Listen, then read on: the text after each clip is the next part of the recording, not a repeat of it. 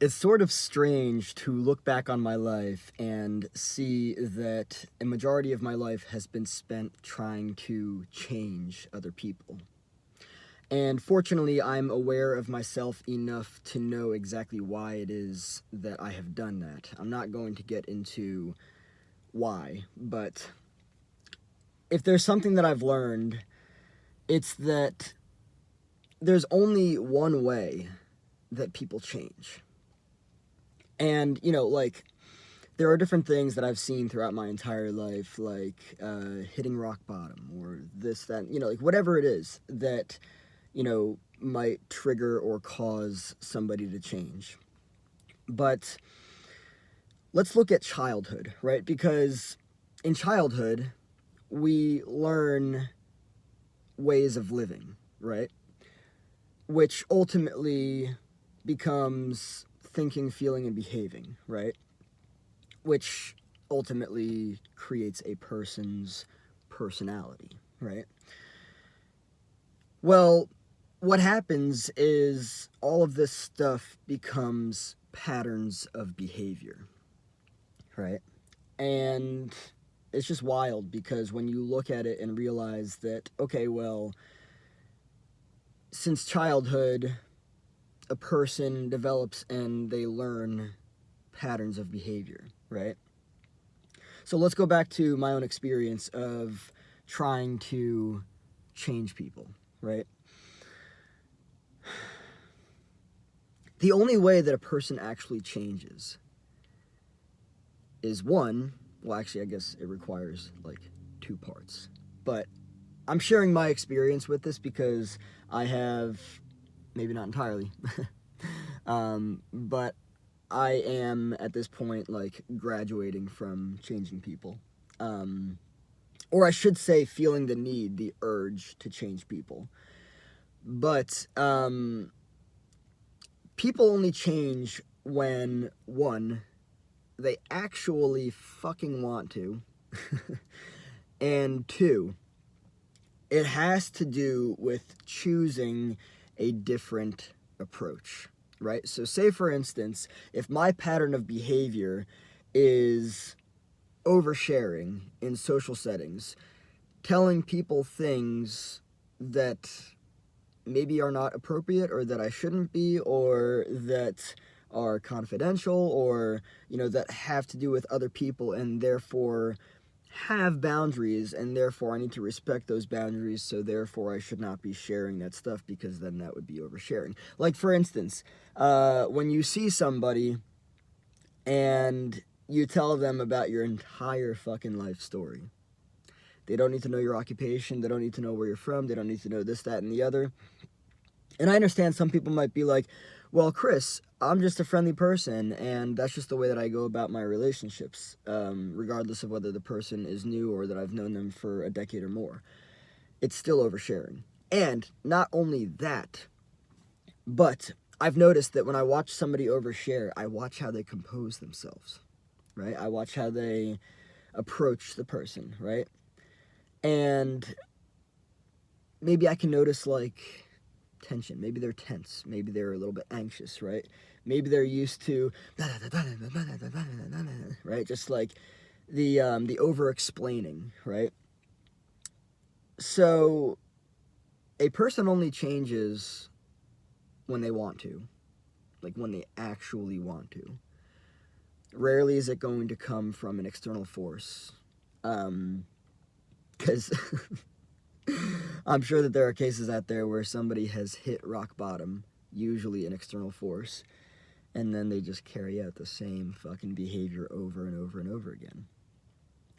So, a person only changes when they actually want to, and when they actually choose a different behavior, right? They actually choose to think differently about it. They actually choose to feel differently about it. They actually choose to do and be differently about it, right? They're usually not going to change any other way.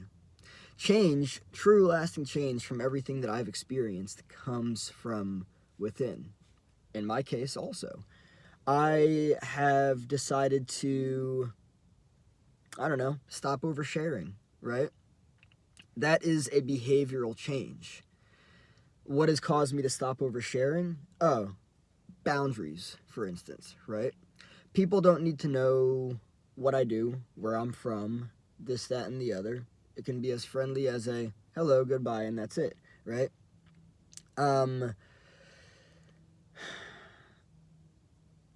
People only change when they choose to, and when they actually partake in the act of changing.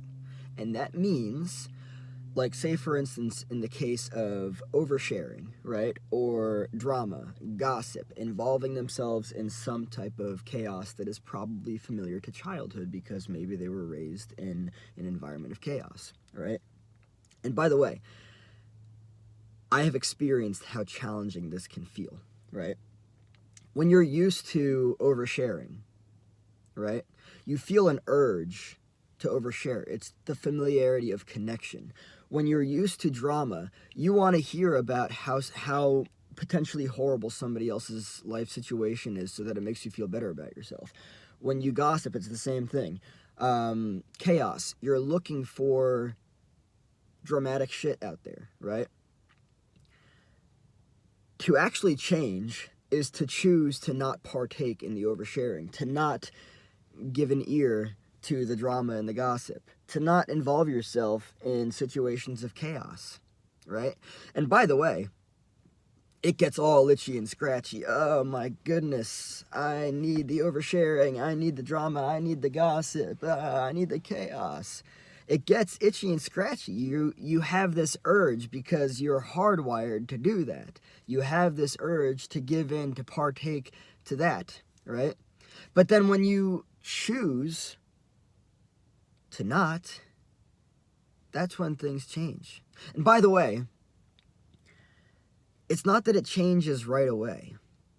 Like, your mind, your body, neurochemically, everything, you are very comfortable, used to, and familiar with giving into that urge, the compulsion, repetition, compulsion. This is a matter of repeating patterns. If you have a pattern of behavior that is oversharing, or that is involving yourself in drama and gossip, or is that of seeking chaos, it is the actual act of stopping yourself in a situation and being like, whoa, no more oversharing.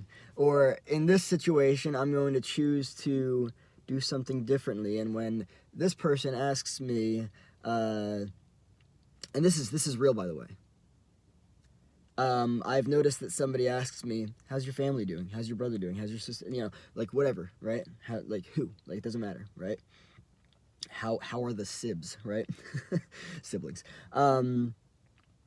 And, like, there are times where it's like, ask them. You have their number, right? I don't know how much that has to do with triangulation, but triangulation is the act of involving somebody else unnecessarily to get what you want, right? Like, hey, please tell this person that I really want them to go. No.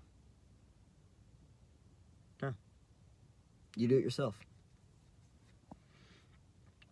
So choosing to be different is what actually... So, again, just to make this very clear, people only change not when you've spent 10 plus decades of your fucking life trying to force the change into their fucking being, but when they actually choose different behaviors. That's when people change. People don't change unless their behaviors change, and their behaviors only change when they choose to make their behaviors change. And people don't always change just because their behavior changes once. Again, the body, neurochemically, hardwired, patterns of behavior keep a person locked inside of a very specific way of living. And until they choose to change those behavioral patterns, until they choose to go into that social setting and be talking to this person and being like, I'm not going to overshare. I'm going to respect boundaries. I'm not going to give into the drama. I need to focus on my own life. Maybe I give into the drama because I'm distracting myself from my own painful life because I'm fucking terrified to look at myself, right? So again, people only change Not because other people try to force them into change. People only change because they choose a different behavior. They choose not to give into the chaos. They choose not to give into the oversharing, the drama, and the gossip. That's the only time when people actually change, and for the long term.